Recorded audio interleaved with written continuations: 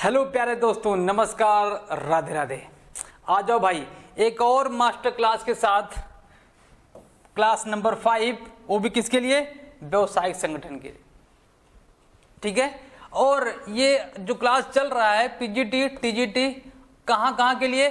दिल्ली के लिए, यूपी के लिए, ईएमआरएस के लिए, केबीएस के लिए, एनवीएस के लिए। यहाँ पर आरपीएससी भी लिख लो भाई। कौन सा? आरपीएससी भी लिख लो भैया, आरपीएससी। बीपीएससी भी लिख लो, एचपी लिख लो। कहने का मतलब है भाई कि आप किसी भी स्टेट का तैयारी कर रहे हैं, वो भी कॉमर्स सब्जेक्ट से, क्या टीजीटी और पीजीटी की तैयारी कर रहे हैं, तो आप सही क्लास में हैं। आपके लिए परफेक्ट क्लास है ये।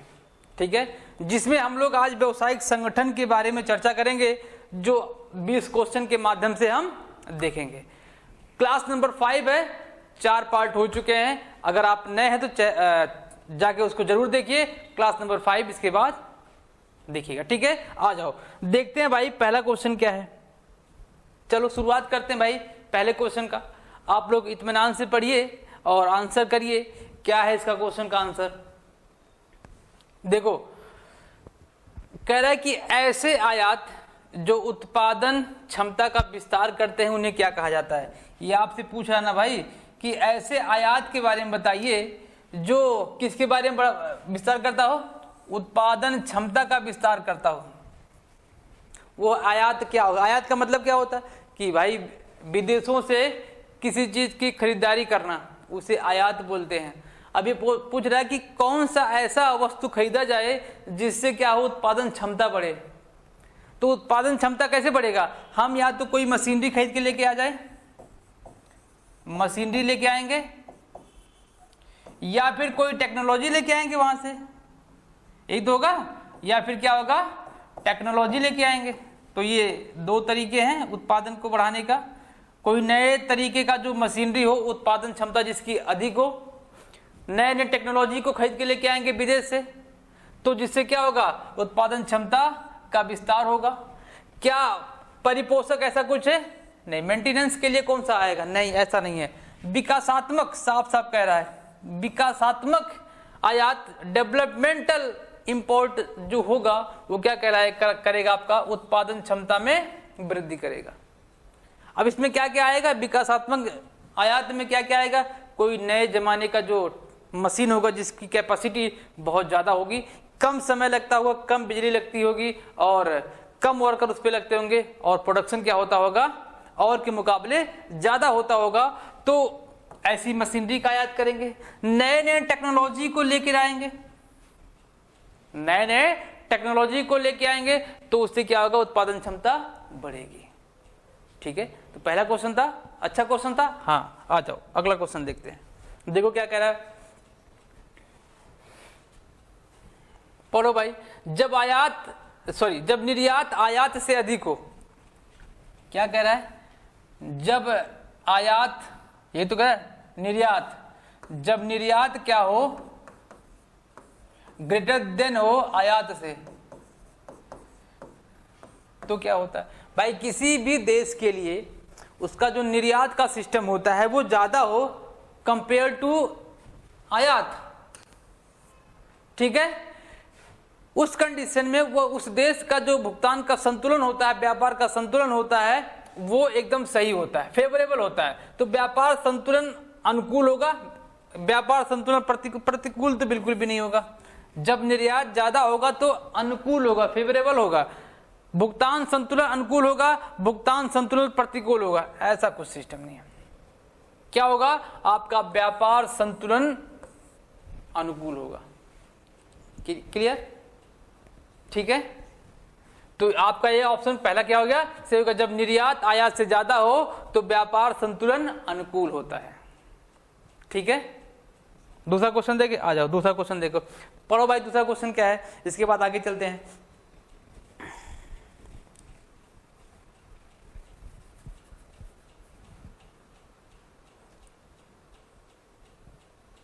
पढ़ लिया? क्वेश्चन का आंसर कर लिए?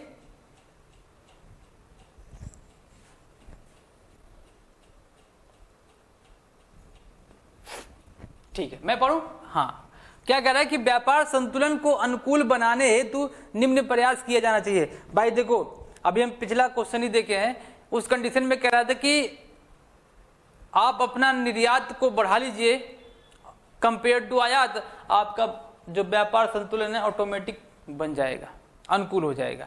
तो यही पूछा है कि भाई क्या करें? कुछ नहीं करना मेरे भाई, आपको करना क्या है, निर्यात को बढ़ा लेना है। निर्यात को बढ़ाइए, आयात को कम कर लीजिए, आयात को कम कर लीजिए, माइंड में सेव कर लीजिए। व्यापार संतुलन को यदि अनुकूल अवस्था में लेके आना है तो निर्यात को बढ़ाइए, आयात को कम कर लीजिए। यही है एक सिस्टम जिससे व्यापार संतुलन अनुकूल हो सकता है। ऑप्शन देखते हैं क्या है।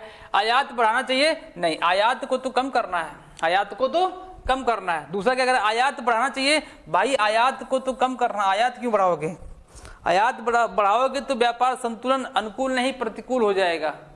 दूसरा क्या है, आयात घटाना चाहिए और निर्यात भी घटाना चाहिए, नहीं, आयात को घटाना चाहिए जरूर, लेकिन निर्यात को बढ़ाना होता है। तो ऑप्शन नंबर 4, निर्यात बढ़ाना चाहिए और अथवा आयात को घटाना चाहिए, दोनों में से एक कर सकते हो, या तो निर्यात को बढ़ा दीजिए या तो फिर आयात को घटा दीजिए, या फिर दोनों साथ साथ करते चलिए। तो ऑप्शन नंबर डी इसका सही है। ठीक है, आगे चले, चलो आगे चलते हैं भाई। एक संपूर्ण जहाज किराए पर लिया जाता है, जहाजी कंपनी कौन सा पत्र जारी करता है? भाई चार्टर। क्या होता है चार्टर? चार्टर पार्टी किसी भी जहाज कंपनी द्वारा तब जारी किया जाता है जब व्यापारी के द्वारा जहाज को एक निश्चित समय के लिए, एक निश्चित दूरी के लिए जहाज को पूरा या उसका कुछ भाग हायर कर लिया जाता है। तो उस कंडीशन में जहाज के मालिक के द्वारा क्या जारी किया जाता है? चार्टर पार्टी जारी किया जाता है। कंडीशन क्या है? निश्चित समय के लिए, अवधि के लिए, और निश्चित दूरी के लिए, या फिर जहाज का कुछ पार्ट या फिर जहाज का पूरा हिस्सा किसी व्यापारी के द्वारा हायर कर लिया जाता है। तो उस संबंध में क्या जारी किया जाता है? चार्टर पार्टी जारी किया जाता है। क्लियर? चलो आगे चलते हैं। व्यापार संतुलन संबंधित होता है, अभी जस्ट हम लोगों ने देखा व्यापार संतुलन भाई एक्सपोर्ट और इंपोर्ट से संबंधित होता है, निर्यात और आयात से संबंधित होता है। निर्यात को बढ़ाएंगे, आयात को घटाएंगे तो हमारा क्या बनेगा? व्यापार संतुलन बनेगा। ठीक है, क्लियर? आ जाओ अगला क्वेश्चन। तो ऑप्शन नंबर डी सही है इसका, ऑप्शन नंबर डी सही है, ए और बी दोनों सही है। आयात और निर्यात, आंतरिक व्यापार से कोई मतलब नहीं यहाँ पर। Next question, charter party. देखो आ गया क्वेश्चन एक और, चार्टर पार्टी। भाई इतना क्वेश्चन इंपॉर्टेंट है कि बार बार क्वेश्चन आपसे एग्जाम में पूछता है, इसलिए मैं 2-3 क्वेश्चन का आपके सामने रखा हूं। ठीक है, और आज व्यावसायिक संगठन का लास्ट पार्ट है। क्वेश्चन तो बहुत है, लेकिन ये मान चलो कि आज ये लास्ट पार्ट होने वाला है। अब इसके बाद शुरू होगा व्यावसायिक प्रबंध का सिद्धांत, शुरू होगा क्वेश्चन। ठीक है, आज इसका लास्ट टॉपिक है। चार्टर पार्टी क्या होता है? निश्चित समय के अवधि के लिए, बिल्कुल भाई कोई निश्चित समय होगा। हाँ, दूसरा क्या कह रहा है? निश्चित समुद्री यात्रा के लिए, ये देखो दूरी आ गया, निश्चित समुद्री यात्रा कर दिया जाए, फिक्स कर दिया जाए। अगला कह रहा है कि निश्चित समय की अवधि के लिए अथवा निश्चित समुद्री यात्रा के लिए। देखो ये भी सही है, तो ऑप्शन नंबर डी इसका सही होने वाला, उपरोक्त में से नहीं मेरे भाई। ये देखो, तो इसका मतलब दोनों इसमें है, तो ऑप्शन नंबर सी सही होगा। ठीक है, ऑप्शन नंबर सी कि निश्चित समय की अवधि के लिए अथवा निश्चित समुद्री यात्रा के लिए, दोनों में से। देखो ऊपर भी सही है, नीचे भी सही है। अगर यहाँ पे क्या होता कि ऊपर ये उपरोक्त सभी होता, सभी मान लेते हैं, लेकिन ऑप्शन सी दे रहा है, तो इसका मतलब ये नहीं सही है, ये नहीं सही है। तो ऑप्शन नंबर सी सही है, क्योंकि इन दोनों का मिक्स कहाँ दे दिया? ऑप्शन नंबर सी में दे दिया। ठीक है, मुझे लगा भाई ऑप्शन नंबर डी कह रहा है कि उपरोक्त में से सभी, लेकिन तो कह रहा है इसमें उपरोक्त में से कोई नहीं, तो ये नहीं है ऑप्शन, ऑप्शन नंबर सी सही है। ठीक है, आ जाओ। आयातकर्ता माल की सुपुर्दगी नहीं ले सकता, कब तक? जब तक उसे लेडिंग बिल ना मिल जाए, लदान पत्र ना मिल जाए। कौन सा? लदान पत्र है क्या ऑप्शन में? जी, लेडिंग बिल।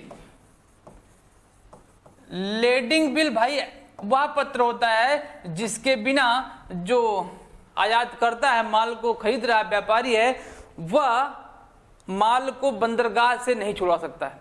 तो लदान पत्र जारी कौन करता है? लदान पत्र जारी करता है निर्यातक। किसके लिए? आयातक के लिए। आयातक उस पत्र को दिखाकर ही अपने माल को क्लियर करा सकता है। तो आप ये जानिए कि लेडिंग पत्र यानी लदान पत्र ही एक सहायता है जो अपनी सुपुर्दगी को प्राप्त कर सकता है। ठीक है, तो ऑप्शन नंबर सी है ना, ऑप्शन नंबर बी इसका आंसर होने वाला है। Okay, next question. A letter of credit the produce by, साख पत्र जारी करता, साख पत्र भाई आयातकर्ता के द्वारा जारी किया जाता है। मैंने कल बताया था कि साख पत्र को जारी कब किया जाता है? एक कौन सा निर्यातक जो होता है वो आयातक से उसके साख के बारे में एक इंक्वायरी करता है और उससे बोलता है कि भाई अब आप अपने गुडविल का मुझे प्रूफ दीजिए कि अगर मैं आपको माल भेजूंगा तो आप मुझे पेमेंट कर पाएंगे कि नहीं कर पाएंगे। तब आयातकर्ता के द्वारा अपने किसी बैंक में, अपने देश के किसी बैंक के द्वारा साख पत्र जारी करवाया जाता है, वहां जहां निर्यातक है वहां के किसी बैंक के ऊपर। तो इस कंडीशन में आयातकर्ता क्या करता है? साख पत्र जारी करता है, किसके लिए? निर्यातक के लिए। तब वहां से वो माल को भेजता है ताकि उसको पैसा पेमेंट मिल जाए। तो ये क्या हुआ? आयातकर्ता साख पत्र को प्रस्तुत करता है। क्लियर? नेक्स्ट क्या कह रहा है कि विवेकीकरण में सम्मिलित है, विवेकीकरण में सम्मिलित है। ऑप्शन नंबर ए, केवल रुपयों का विवेकीकरण, वैज्ञानिक प्रबंध, परियोजना प्रबंध और सामाजिक प्रबंध। आप देख लीजिए क्या कह रहे हैं। विवेकीकरण का मतलब क्या होता है? विवेकीकरण का मतलब, रैशनलाइजेशन का मतलब होता है कि नए नए तरीकों का प्रयोग करना, नए नए टेक्नोलॉजी का, तकनीकी का प्रयोग करना। अगर नए नए तकनीकी का प्रयोग होने वाला है तो इसका मतलब वो टोटली डिपेंड किस पे होगा? साइंटिफिक रूप से डिपेंड होगा क्या? वैज्ञानिक रूप से डिपेंड होगा जी। तभी तो भाई नए नए तकनीकी का प्रयोग हो सकता है। परंपरागत तरीके से प्रयोग होगा तो वहां पर विवेकीकरण हो ही नहीं सकता है। और विवेकीकरण में ही क्या होता है? जो श्रमिक होते हैं इसका विरोध करते हैं। क्यों? क्योंकि जब नई टेक्नोलॉजी आ जाएगी तो श्रमिक का कोई काम नहीं रह जाएगा और श्रमिक उस टेक्नोलॉजी को यूज करना नहीं जानता है। तो उसके दिमाग में चलेगा कि अगर ये टेक्नोलॉजी यहाँ पर यूज होगा तो हमको काम से निकाल दिया जाएगा। मतलब छटनी के डर से काम छूट जाएगा। उस डर से क्या होता है? कर्मचारी या मजदूर क्या करते हैं? विवेकीकरण का विरोध करते हैं। तो जो विवेकीकरण टोटल डिपेंड होता है किस पर? साइंटिफिक मैनेजमेंट पर होता है। तो ऑप्शन नंबर बी इसका सही आंसर है। ठीक है, नेक्स्ट क्वेश्चन देखिए भाई क्या कह रहा है। क्षेत्रीय समूहों में लोगों और भौतिक संसाधनों को समूहीकृत करके श्रम का विभाजन करना भाई विशिष्टीकरण। जब कह रहा है कि क्षेत्रीय समूहों में लोगों और भौतिक संसाधन की जब बात करेगा, अगर यहीं पर लोगों की बात करता, वहां के क्षेत्र और उनके गुणात्मक को देखते हुए उनका भी समूहीकृत किया जाता तो वो मंडलीकरण कहलाता। लेकिन यहां पर कह रहा है कि लोगों और भौतिक संसाधन का यूज कर रहा है। यहाँ केवल लोगों को नहीं यूज कर रहा है, यहाँ पर लोगों और भौतिक संसाधन मतलब जिसका उपयोग उत्पादन करने के लिए किया जा रहा है उसकी बात कर रहा है। इन दोनों में जब कंपेयर किया जाएगा और समूहीकृत किया जाएगा तो इस प्रक्रिया को विशिष्टीकरण कहा जाता है। मंडलीकरण जब लोगों के क्षेत्र के अनुसार उनके गुणात्मक पहलू को देखते हुए उनके गुण के हिसाब से समूह बनाया जाता है तो मंडलीकरण कहलाता है। ध्यान रखिएगा, की पॉइंट क्षेत्र के अकॉर्डिंग। तो मंडलीकरण और लोगों और भौतिक संसाधनों का समूहीकरण किया जाएगा तो क्या कहलाएगा? विशिष्टीकरण। Next question, clear? अगला क्वेश्चन देखिए भाई, निम्नलिखित में से कौन सा मद बौद्धिक संपदा अधिकार के अंतर्गत नहीं आता? बौद्धिक संपदा मतलब क्या होता है भाई? इंटेलेक्चुअल प्रॉपर्टी क्या होता है? इंटेलेक्चुअल प्रॉपर्टी वह होता है जिसको हम ना तो देख सकते हैं ना तो छू सकते हैं। ये तो है इसकी परिभाषा, यही तो ना भाई। जैसे पेटेंट हो गया, कॉपीराइट्स हो गया, ट्रेडमार्क हो गया, और भी कुछ हो सकते हैं, डिजाइन हो गए। तो ये सब हमारे क्या होते हैं? भौतिक संपदा होते हैं। इसके भरपूर एक्ट बने हुए हैं भाई। तो इसमें ये पूछ रहा है कि बौद्धिक संपदा का अधिकार के अंतर्गत नहीं आता है। नहीं आता पूछ रहा है। तो पेटेंट तो आता ना भाई, पेटेंट और डिजाइन आपके इसमें आते हैं इंटेलेक्चुअल में। ट्रेडमार्क भी आता है, हाँ कॉपीराइट एंड ट्रेडमार्क दोनों आते हैं। कह रहा है कि लेबर इंडस्ट्रियल रिलेशन ये नहीं आता भाई। तो ऑप्शन नंबर यही सही है कि सी, श्रम औद्योगिक संबंध यहां पर नहीं आता है। ये सभी ऑल ऑफ दीज नहीं हो सकते हैं, क्योंकि औद्योगिक श्रम औद्योगिक संबंध जो होते हैं वो टचेबल होते हैं, जो क्या होते हैं उसको महसूस किया जाता है, लेकिन ये क्या होता है कि श्रमिक के बीच में होता है, ये कोई संपत्ति नहीं होता है, जबकि ये क्या होते हैं संपत्ति होते हैं। तो ये जो श्रम के बीच में संबंध है औद्योगिकी वाला वो संपत्ति में नहीं आता है, ठीक है। तो यहाँ पर option number A, option number B इसमें आता है, लेकिन ऑप्शन नंबर सी आपका इस कैटेगरी से बिलोंग नहीं करता है। क्लियर? Next question please. देखिए फाइलिंग का उद्देश्य क्या है। फाइलिंग का उद्देश्य मेरे भाई है कि जो कंपनी के पास फाइल पड़े हुए हैं, रिपोर्ट पड़े हुए हैं, रिपोर्ट कह सकते हैं, जो फाइल होते हैं उसको सही रूप से व्यवस्थित करने की प्रक्रिया क्या कहलाती है? फाइलिंग कहलाती है। क्या कहलाती है? फाइलिंग। जो कंपनी का फाइल है, जो कंपनी के रिपोर्ट्स हैं, उसको सही रूप से व्यवस्थित तरीके से रखना ही फाइलिंग कहलाता है। ऑप्शन देखते हैं। पत्रों को उचित प्रकार से छांटा जाना, जी ये भी सही है। उद्देश्य पूछ रहा है, उद्देश्य में ये भी सही है। पत्रों का उचित रख रखाव, हाँ भाई ये भी सही है। पत्रों का शीघ्र पुनः प्राप्त किया जाना, बिल्कुल भाई। अगर आपने सही तरीके से पत्रों को सिक्वेंटली रख रखा है तो आपको मिल जाएगा आसानी से, अदरवाइज नहीं मिलेगा। आप इसे कहीं एक जगह रख दीजिए और सबको मिला के रखिए, तो जिस पत्र को आप ढूंढने का प्रयास करेंगे, फाइल को ढूंढने का प्रयास करेंगे, वो मिलेगा नहीं। लेकिन अगर आप सिस्टमैटिक रूप से पत्रों को फाइलिंग के जरिए सही तरीके से रखा गया तो आसानी से मिल जाएगा। तो ऑप्शन नंबर डी इसका सही है, उपरोक्त सभी। ठीक है, नेक्स्ट क्वेश्चन। श्रमिक विवेकीकरण का छटनी क्यों करते हैं मेरे भाई? छटनी के कारण, अभी मैं छटनी के कारण, ऑप्शन नंबर सी सही है। किसी संगठन के कर्मचारियों की लागत तथा मूल्य का मापन किया जाता है।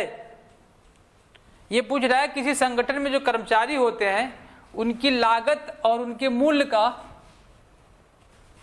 जब मापन किया जाएगा, मेजरमेंट किया जाएगा, क्या वो सामाजिक लेखांकन कहलाएगा? नहीं। क्या वो मुद्रास्फीति कहलाएगा? मुद्रास्फीति तो अलग ही कंडीशन है भाई। क्या वो वातावरणीय लेखांकन कहलाएगा? नहीं मेरे भाई, वो कहलाएगा मानव संसाधन लेखांकन कहलाएगा। ऑप्शन नंबर डी सही है, मानव संसाधन लेखांकन। इसका ऑप्शन नंबर डी सही है कि जब जब कर्मचारियों के बारे में, श्रमिकों के बारे में उनकी लागत का मापन किया जाएगा।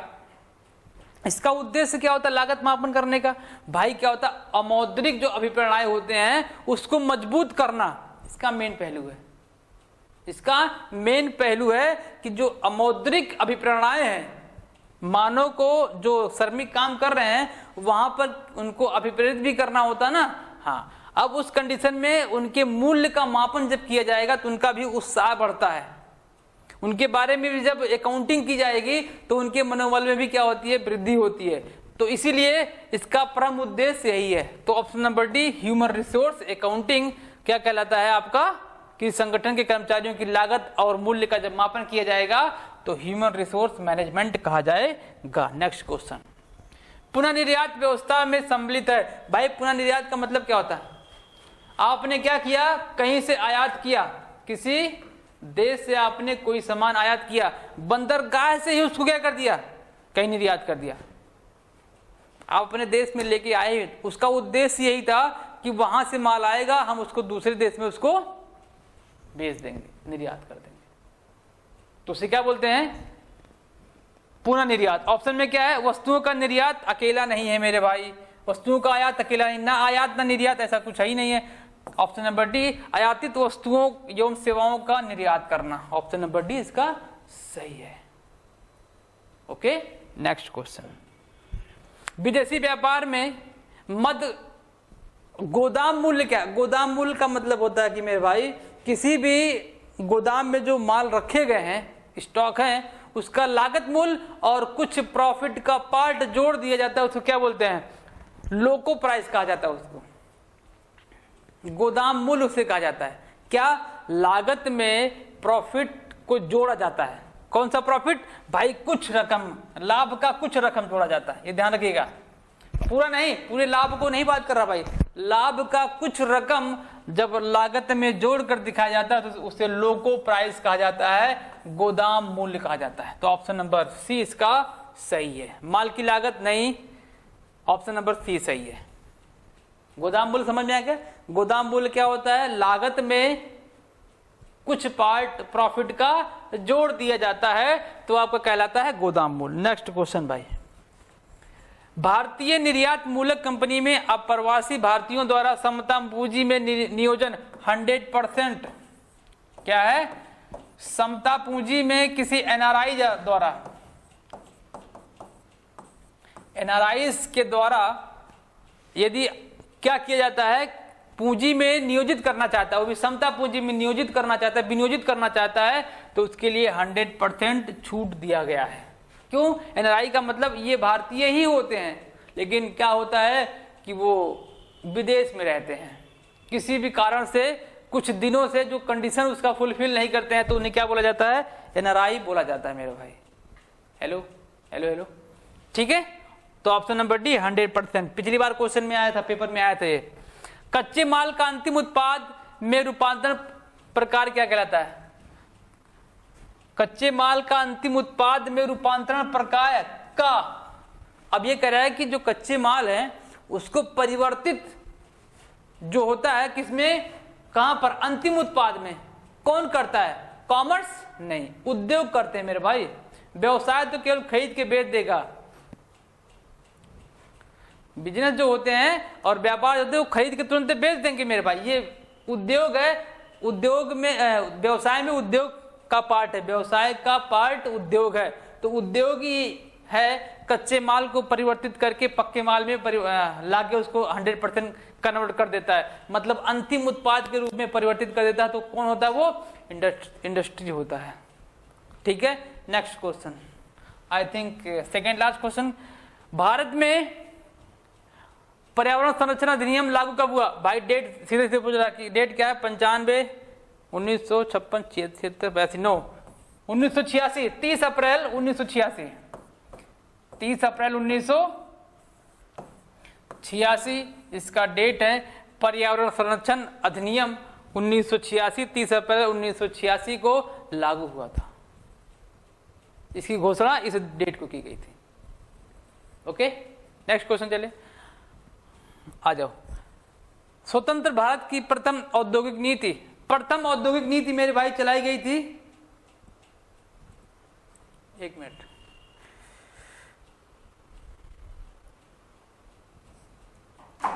प्रथम औद्योगिक नीति मेरे भाई 1948 में लाया गया था, 1948 में। ठीक है। प्रेजेंट में कौन सा है? 1991 के बेस पर ही भारत में औद्योगिक नीतियों का जो सिस्टम है, औद्योगिक जो नियम बनाए गए हैं, वो 1991 के ही द्वारा आज के समय में प्रेजेंट में काम हो रहा है। डॉक्टर मनमोहन सिंह ही जो थे, जो 1991 में नई औद्योगिक नीति लेके आए थे, जिसमें एलपीजी का सिस्टम लाया गया था, लिबरलाइजेशन, प्राइवेटाइजेशन और ग्लोबलाइजेशन। यहां पर उदारीकरण और निजीकरण और वैश्वीकरण का सिद्धांत लाया गया, जिससे भारत में कुछ टैक्सों पर छूट दिया गया, टैक्सों में राहत दिया गया, जिससे विदेश के लोग, विदेश की कंपनियां आके भारत में व्यवसाय करना प्रारंभ की। नहीं तो क्या था, भारत का जो व्यवस्था था वो क्या था? पूरा बंद व्यवस्था था। यहाँ पर किसी विदेशी के द्वारा आके व्यवसाय नहीं किया जा सकता। क्यों? क्योंकि यहाँ का टैरिफ बहुत हाई था। अब 1991 के कंडीशन में ऐसा बना कि टैरिफ को कम किया गया, जिससे विदेश की कंपनियां आके भारत में व्यवसाय करना शुरू कर दी। तो वहां पर ये एलपीजी का सिस्टम लागू हुआ। ओके, तो ये क्या था आपका 20 क्वेश्चन। मिलते हैं आपसे अगले क्लास में। तब तक भाई क्या है, आपको चारों क्लास जो हुए हैं, ये आज 5वां क्लास था, चारों 5वीं क्लास का नोट्स बना होगा, उस नोट्स को रिवाइज करते रहो, अच्छे से पढ़ते रहो, और मिलते हैं आपसे अगले क्लास में किस टॉपिक के साथ? प्रबंध का सिद्धांत। बड़ा ही गजब का ये टॉपिक है, प्रबंध का सिद्धांत। अब हम यहाँ पर पढ़ने वाले हैं टेलर के बारे में, हेनरी फ्योल के बारे में, Peter F Drucker, Gregor, Luther Gulick, भाई बहुत सारे आपके यहाँ पर मिलने वाले हैं जो सिद्धांत हैं, सिद्धांत देने वाले व्यक्ति हैं। तो वो इतने इंपॉर्टेंट है क्योंकि हर एग्जाम में सिद्धांत से 2 से 3 क्वेश्चन निकल के आते हैं। पीटर एफ ड्रकर ने क्या कहा है, टेलर ने क्या कहा है, टेलर ने कौन सा सिद्धांत दिया है, फ्योल भाई साहब जो 14 सिद्धांत देने वाले व्यक्ति हैं उनके बारे में, वो कहां से बिलोंग करते, सारा का सारा निचोड़ हम पढ़ने वाले हैं अगले क्लास में। तब तक के लिए आप इस क्लास को रिवाइज करो, अपने नोट्स को फिर से कॉपी पेन उठाकर एक बार फिर से देखो। मिलते हैं आपसे अगले क्लास में, तब तक के लिए पढ़ते रहिए, मुस्कुराते रहिए। Bye bye, take care.